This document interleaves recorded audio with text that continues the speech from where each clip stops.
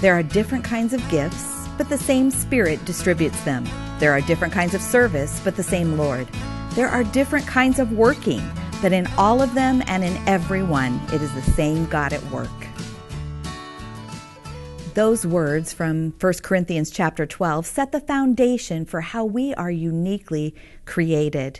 It's important for us to embrace our uniqueness. It's important for us to understand that we are different from one another. For uniqueness to be celebrated, differences have to be seen as normal, not right or wrong, not better or worse. We need to see them as something to be celebrated. It's not always easy for us to embrace our different traits, or even those of our kids. Dr. Kathy has some personal insight into this in her story. I'm Kathy Cook of Celebrate Kids. I'm 6 feet 1 inches tall. Not too tall, cool tall. Had to change my attitude toward it because there wasn't anything I could do about my height. My mom and dad were so helpful because they heard my heart cry and they helped me with my attitude. Have you noticed I have a low voice? I'm called sir on the phone a lot. It's not cool. Funnier, though, is a drive-through restaurant because when you order your food, only healthy, of course, they cannot see you, but when you pick it up, they can. Many a time I've been called sir. No, that'll be 418 at the window, sir. I drive 50 yards and I have become a woman. And I look at that kid, look at the receipt, look up at me, look at the receipt, look up at me, and I'm screaming inside, give me my food! But because I believe in self-control, self-respect, and respect for others, I smile. I say thank you eventually when they hand it to me and I drive off. You know what? Sometimes my voice is not my favorite quality, but it's mine. Therefore, it is right. And because I'm a public speaker, it's the perfect voice. In fact, when I do radio, people say all the time, oh, Kathy, you have a perfect radio voice. And now when I travel, I don't need to be mic'd and I can be heard, even from the back of the room. And that's a really, really precious thing that my Creator did for me.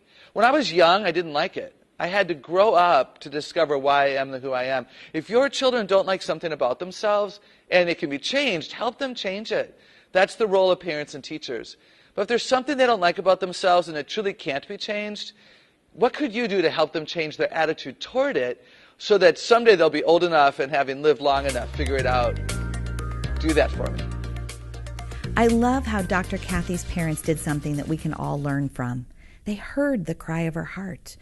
And this is so important for us as parents. I'll admit I haven't always done that well, but I'm learning. We all want to fit into this world, but we also want to stand out and be noticed.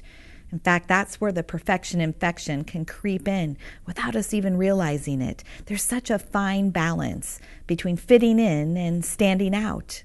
This is where the antidotes become so valuable. In fact, let's turn them into an acronym so we can easily remember them. CLAP. As your child comes to grip with his own personality, have compassion with him along the way as he learns how to both stand out and fit in. It's important that we love unconditionally in the midst of this journey. Sometimes our kids' actions are unloving and it makes it difficult. And so we have to unconditionally love. The A is acceptance. We have to accept our kids for who they are, their personalities, their temperaments. And then finally, perception. We need to be perceptive as parents, tuning in to what's going on the inside with our kids. When you can clap for them, you're truly able to say, it's absolutely okay that you're unique.